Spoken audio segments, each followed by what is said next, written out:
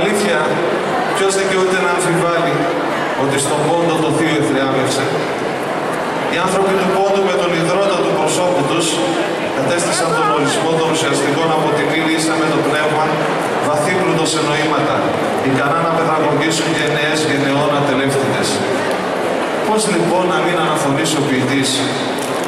Ο αέρας σηκώνεται, το Θείο θριαμβεύει, ο ήλιος σκάει μέσα μας και εμείς κρατάμε την παλάμη στο στόμα έντροπη. Για όνομα του Θεού, δεν πρόκειται για τον τρόμο, τον παραλυτικό και τον απάνθρωπο, αλλά για εκείνο του θαυμαστού και της έκστασης. Αυτά τα συναισθήματα που νιώθουμε πάντα όταν βλέπουμε αυτό που θα ακολουθήσει, όταν βλέπουμε το σέραχο ρόλο.